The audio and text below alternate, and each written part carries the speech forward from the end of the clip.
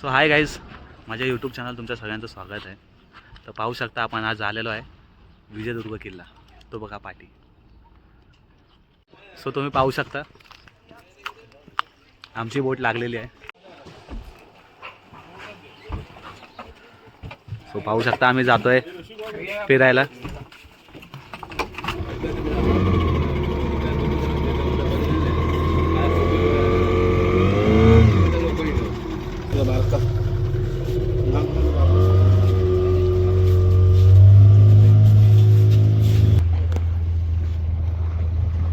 कोण बोलणार आहे? 54 किलोमीटरची खाडी आहे. किल्ल्याकडे लक्ष द्या. बॅक साईडला दिसते खाडी आहे 54 किलोमीटरची. खाडीच्या बाजूने तिहेरी तटबंदीचा किल्ला 1, 2, 3 असा तिहेरी तटबंदीचा किल्ला. समुद्राच्या बाजूने दुहेरी तटबंदीचा किल्ला. जे तटबंदीला तुम्हाला व्हाईट कलरचे स्पॉट दिसतात ते तोफांचा मारा, जहाजातनं आक्रमण आपल्या किल्ल्यावरती झालेले. 3 वेळा आक्रमण आहे. पोर्तुगीज, इंग्रज, डच, पोर्तुगीज, इंग्रज त्या ठिकाणी आक्रमण केलेली. लाकडी कमानीवरती दिसते ना तुम्हाला, चौकोडी दिसते ना. ज्यावेळी तुम्ही युटर्न टाकून जाता त्यावेळी तुम्ही प्रवेशद्वारावर जाता. प्रवेशद्वार तुम्हाला बाहेरून दिसत नाही. शेवटपर्यंत शत्रूला प्रवेशद्वार हा जिंकता आला नव्हता. म्हणजे किल्ल्याला एकच प्रवेशद्वार आहे. बहुमुखी अशी प्रवेशद्वाराची रचना. युटर्न टाकून जातो त्यावेळेस प्रवेशद्वार तुम्हाला दिसतो, बाहेरून आपल्याला दिसत नाही. पहिला हा बुरुज 27 बुरुज आहेत आपल्या किल्ल्याला. हा पहिला बुरुज खूप लढा तोफा 12 बुरुज, टेहनी बुरुज राऊंड आकाराचा दिसतोय ना. बुरुजावरती यायचं असेल तर तुम्हाला भुयारी मार्गातून यावं लागतं. मावळे या बुरुजावरनं टेहनी करायची. म्हणून खूप लढा तोफा 12 बुरुज. 2 नंबर भुयारी मार्ग दिसतो काय, छोटासा दगड लावलेला खाली दिसलं काय? 2 नंबर भुयारी मार्ग, जे तटबंदीतून आलेला भुयारी मार्ग. 1195 ते 1205 या कालावधीमध्ये हा राजा भोजने किल्ला बांधलेला. शिरार काय तर राजा भोज यांनी हा 5 एकर मध्ये किल्ला बांधलेला. क्षेत्रफळ होतं 5 एकर. नाव होतं घेरिया. चारी बाजूने पाण्याचा वेढा म्हणून किल्ल्याचं नाव होतं घेरिया. खाडीच्या बाजूने होता हा किल्ला. छोटी तटबंदी होती. तुम्ही पाहू शकता ही तटबंदी तुम्हाला दिसते ना, ही छोटी 10 ते 15 फुटाची तटबंदी, छोटी तटबंदी. हा 5 एकरचा किल्ला होता. छत्रपती शिवाजी महाराजांनी विजापूरच्या आदिलशाकडनं 1653ला विजयादशमी होती आणि हा किल्ला जिंकला. क्षेत्रफळ केला 17 एकर 19 गुंठी. आपण आता खाडीतनं समुद्राकडे चाललोय. तर महाराजांनी बेट होत्या, बेटावरती किल्ला बांधलाय. 50 ते 60 फुटाचं बांधकाम आहे. तुम्हाला दिसतात ना ही जी तटबंदी दिसते ती 50 ते 60 फुटाची तटबंदी आहे. 27 तुम्हाला बुरुज आहेत. प्रत्येक बुरुजाची नावं अलग आहे. दर्या बुरुज, शाह बुरुज, तानाजी बुरुज, शिंदे बुरुज, सयाजी बुरुज, खूप लढा तोफा 12 बुरुज. अशी प्रत्येक बुरुजाची नावं अलग अलग आहेत. मोठी तुम्हाला छिद्र दिसत आहेत ती तोफांचा मारा करण्याची. दिसली काय तटबंदीवरती वरची ती? हा बुरुजांवरती आहेत बघा मोठी. ती तोफांचा मारा करण्याची. छोटी तुम्हाला दिसत आहेत त्याला गंजी म्हणतात.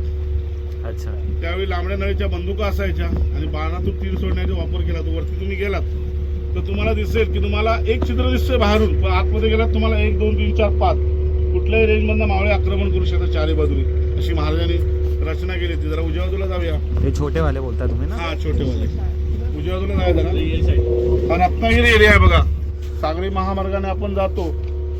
हा सागरी महामार्ग लागतोय पूर्ण रत्नागिरीपर्यंत. म्हणजे जयगड आपण इथे बोटीने वगैरे जाऊ शकता तुम्ही. तर समोरचा डोंगर भाग दिसतो तो औष्णिक ऊर्जा प्रकल्प जैतापूर. अणुऊर्जा प्रकल्प होतोय ना जैतापूरचा, तो हा डोंगर भाग पूर्ण आहे. आणि त्याला फसवा बुरुज किंवा डबी बुरुज का म्हणतात की रात्रीचा शत्रू आक्रमण करण्यासाठी किल्ल्यावरती येत असला तर पहिलं त्या डोंगरावरती आक्रमण करायचा, म्हणून त्याला फसवा बुरुज किंवा डबी बुरुज म्हणतात.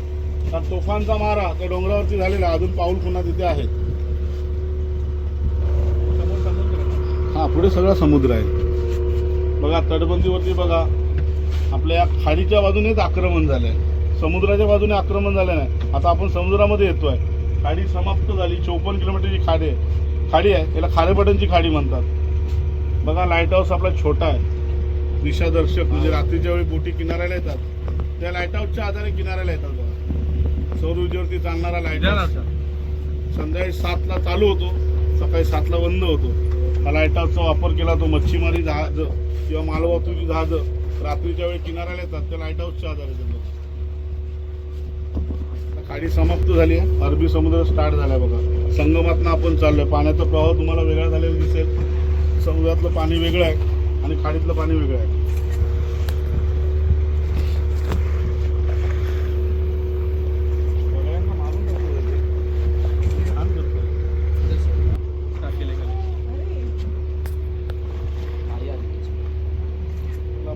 काळामध्ये बांधकाम झालेलं वरचं 2 मजली आहे ती.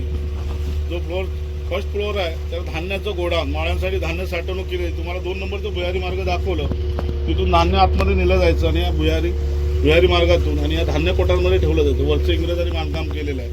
आणि सगळ्यात रहस्य म्हणजे पाण्यामधली भिंत 2 दगडी तुम्हाला लावले दिसतात ना, तटबंदीला 2 दगड आहेत बघा बाजूबाजूला. अशी व्ही आकाराची भिंत आहे पाण्यामध्ये. 400 मीटर लांबीला आहे, 12 मीटर उंचीला, 5 मीटर रुंदीला आहे. पाण्यामध्ये आहे. ती ओटीला सुद्धा दिसत नाही, भरतीला सुद्धा दिसत नाही. भरतीला इथे 22 ते 23 मीटर पाणी असतं आणि ओटीला 17 ते 18 मीटर पाणी असतं. तर ती टी आकारची भिंत, पोर्तुगालची 3 जहाजं आपल्या किल्ल्यावरती, गोवा राज्यामध्ये पोर्तुगीज पहिले आले आणि आपल्या किल्ल्यावरती आक्रमण करण्यासाठी त्याची 3 जहाजं येत होती. ती जहाजं त्यांना पाणी 15 ते 20 मीटर पाणी लागायचं आणि ते किनारी भागात नाही ते त्या भिंतीला आपलं जलसमाधी मिळाली. ती पाण्यामधली भिंत दरवर्षी तिचा सर्वे केला जातो. टी आकाराची आहे.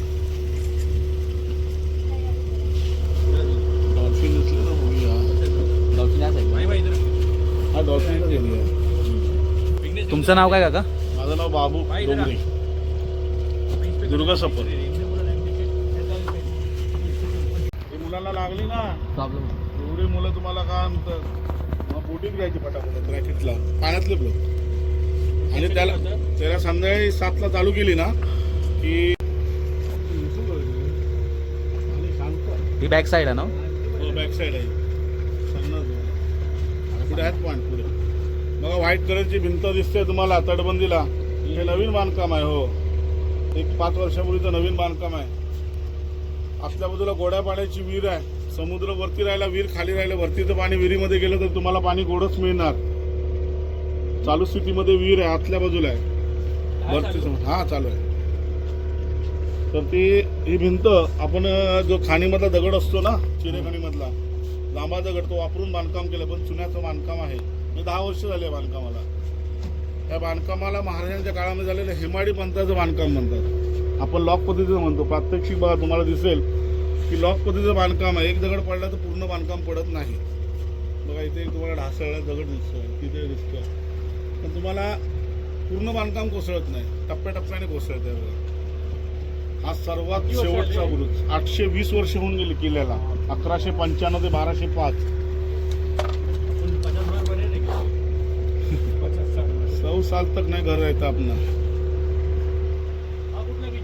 हा विजय बीच. आपण बोटीमध्ये बॅक साईडला येऊ शकता. तुमची गाडी बघा उजव्या साईड राईट साईडमध्ये तुमचं बालोद्यान आहे, तिथे गाडी जाऊ शकते तुमची 4 व्हीलर. हा गार्डन मध्ये. ती कशी जाते गाडी? तिथूनच आपण बोटीमध्ये बसलो तिथूनच पुढे आहे. 50 मीटर रस्ता आहे. हो 50 मीटरचा रस्ता आहे. हे बांधकाम तुटलेलं आहे ना? हो हे आता तुटलं बांधकाम. सगळ्यात सेफ्टी बीच आपला आहे, काय प्रॉब्लेम नाही. अजून आपल्याकडे अपघात काय नाही. आणि हे रशी कसली आहे?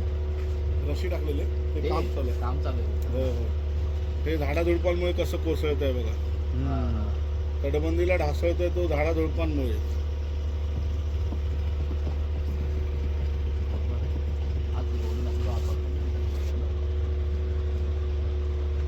काय ते भरा टाकून बुजवलेलं आहे ना, ते चारी बाजूने पाण्यामध्ये किल्ला होता. एक खंदक, समुद्राचं पाणी खाडीला जाऊन मिळालं होतं. 50 मीटरचं खंदक आहे ते. समोर दिसतं वाघ, नाळे झाड आहेत ना, तिथे आपण बोटीमध्ये बसलो.